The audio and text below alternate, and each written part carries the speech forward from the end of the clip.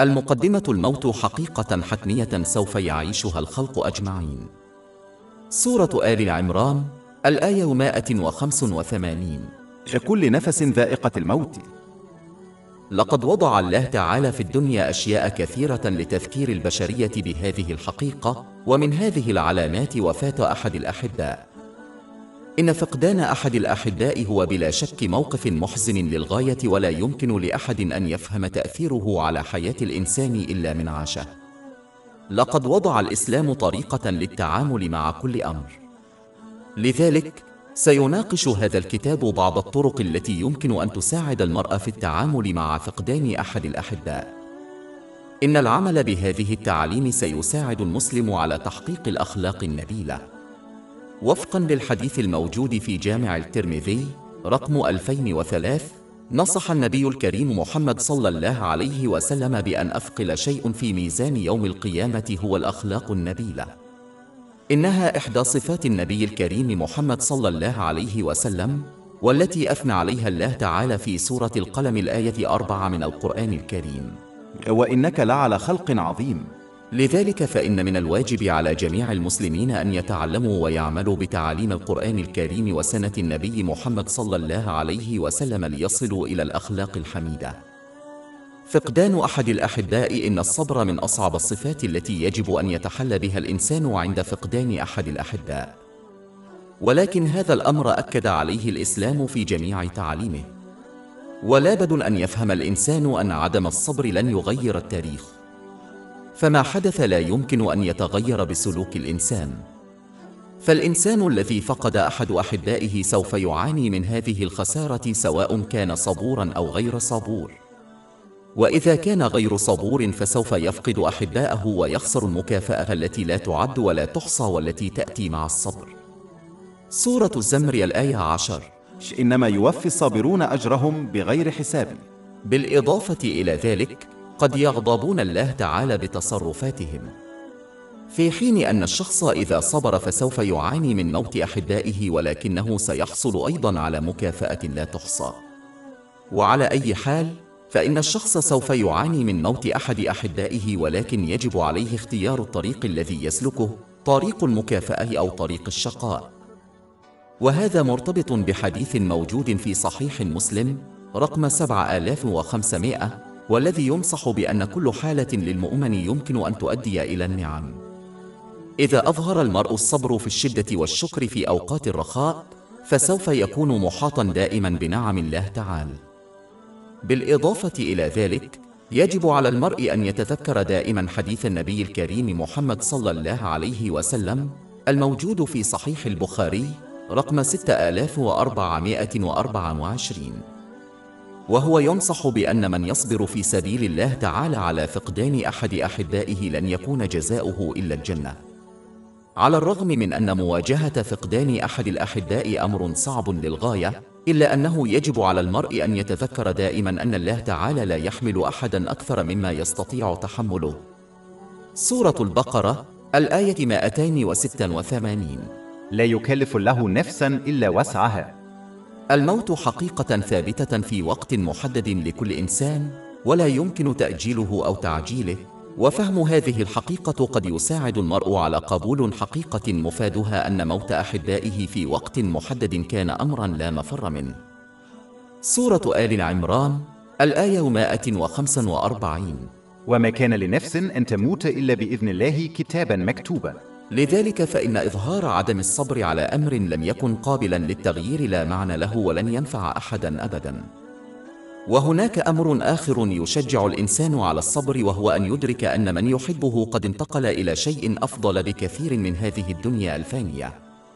نعم، لا يستطيع الإنسان أن يضمن من سيدخل الجنة أو النار، ولكن من تعاليم الإسلام أن يكون لديه دائما أمل في رحمة الله ومغفرته اللامتناهية.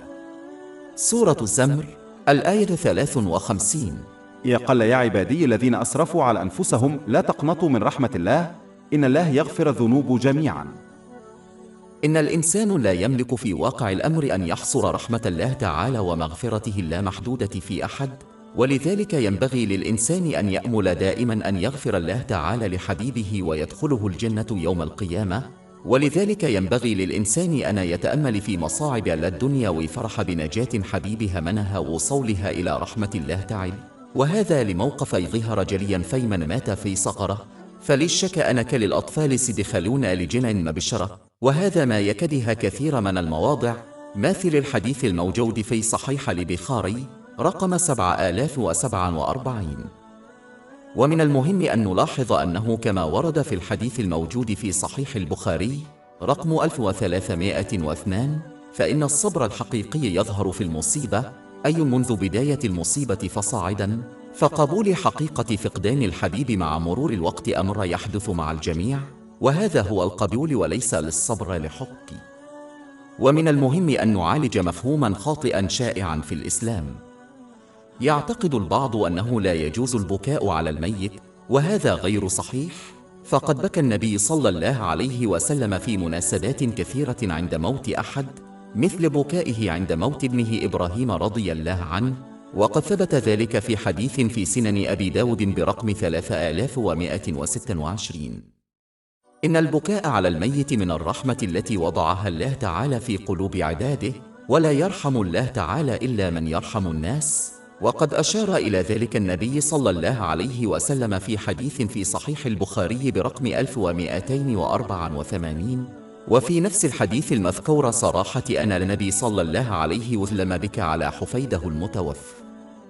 وقد بكى النبي صلى الله عليه وسلم أيضا عندما قارب أحد أصحابه رضي الله عنه الموت، ونصح بذلك صراحة في هذا الحديث الموجود في صحيح مسلم رقم 2137 بأن الإنسان لا يعاقب على البكاء على موت أحد أو الحزن الذي يشعر به في قلبه، ولكن قد يتعرض للعقاب إذا نطق بكلمات تظهر عدم صبره على قضاء الله تعالى.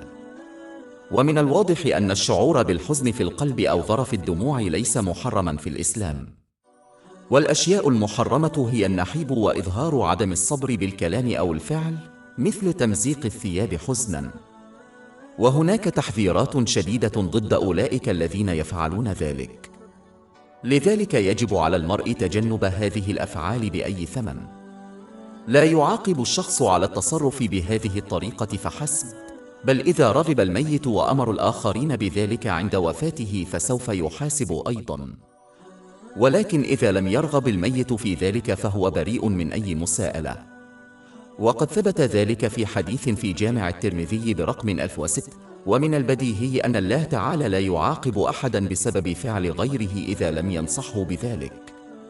ومن الأمور الأخرى التي قد تساعد على ذلك الدعاء إلى الله تعالى، فينبغي للإنسان أن يدعو الله تعالى ويطلب منه الصبر على مصيبته حتى يجني جزاء لا يحصى. سورة البقرة الآيتان 156 و 157. الذين إذا أصابتهم مصيبة قالوا إن لله وإن إليه راجعون أولئك عليهم صلوات من ربهم ورحمة وأولئك هم المهتدون. وقد أوصى النبي محمد صلى الله عليه وسلم في حديث موجود في سنن ابن ماجه رقم 1447 بالاستغفار للنفس والميت وطلب الله تعالى أن يبدلهما خيرا، وهذا الخير يشمل رحمة الله تعالى في الدارين. كما ينبغي للإنسان أن يدعو للميت ما أمكنه، فقد ثبت من القرآن الكريم وحديث النبي محمد صلى الله عليه وسلم أن ذلك ينفعه.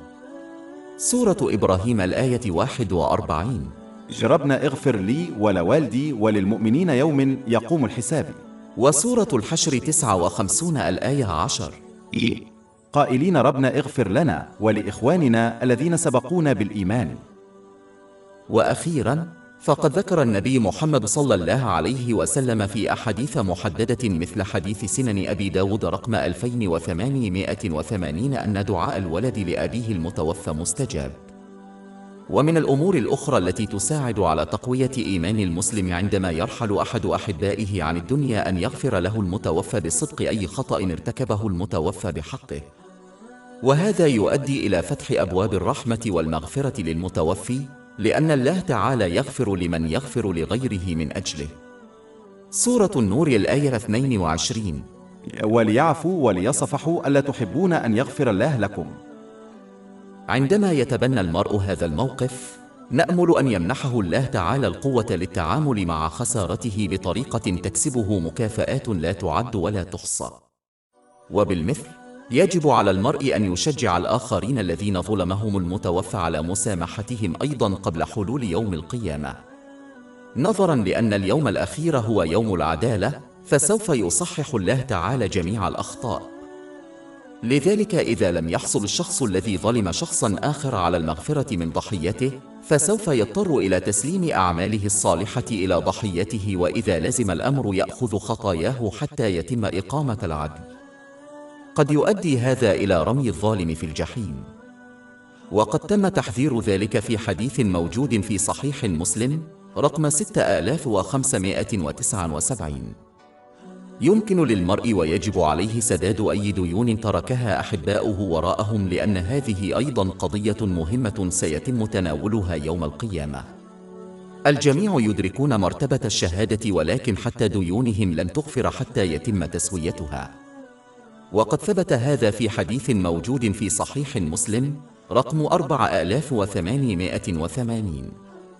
كما ينبغي للمسلم أن ينال مزيدا من البركات وعون الله تعالى من خلال المساعدة في ترتيبات الجنازة ورسومها، وهذا لن يؤدي فقط إلى البركات التي ستقوي المسلم في لحظة حزنه، بل يعتبر أيضا جزءا مهما من مساعدته على المضي قدما بعد وفاة أحد أحبائه.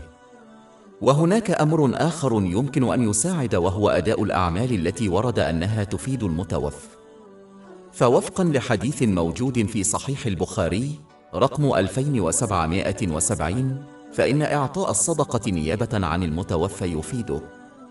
وكما ذكرنا سابقا، فإن الطفل الذي يطلب المغفرة لوالده المتوفى سيفيده، وعندما يتم ذلك بإخلاص فإنه يوفر راحة كبيرة للطفل أيضا. وقد ثبت هذا في حديث موجود في سنن النسائي رقم 3681. أي عمل خيري يفيد الآخرين يتم نيابة عن المتوفى سيفيدهم. لذلك يجب على المسلم أن يسعى جاهدا لأداء هذه الأعمال بغض النظر عن حجمها. لا ينبغي للإنسان أن يعتبر أي عمل صغيرا، لأن الميت سيقدر الأعمال مهما كان حجمها. وأخيرا، هناك شيء يمكن أن يفيد الإنسان الذي فقد أحد أحبائه، وهو التفكير في مصيره. قد لا تكون هذه مهمة ممتعة، ولكنها بلا شك ستفيده في كلا العالمين، لأن مفتاح تغيير شخصية الإنسان نحو الأفضل هو التفكير في الذات. في معظم الحالات لا يفهم المسلمون اللغة العربية، لذا فإن أداء الأعمال الصالحة المرتبطة بها مثل تلاوة القرآن الكريم لا يؤثر في معظم الحالات على تغيير المرء نحو الأفضل. من المهم أن نتعلم من موت الآخرين حتى نتمكن من الاستعداد بشكل صحيح لموتنا. يجب أن نتذكر أنه كما رحل أحباؤنا عن هذا العالم وحدهم، فإنهم سيرحلونهم أيضا. سيتركه أهله وثروته عند قبره، بينما يبقى معه عمله فقط. وقد تأكد هذا في حديث موجود في صحيح مسلم رقم 7424. يجب على الإنسان أن يفكر الآن قبل أن يصل إلى وقت لا ينفعه فيه التفكير في أعماله. سورة الفجر الآية 23. وعرضت جهنم يومئذ يتذكر الإنسان فأن له الذكر.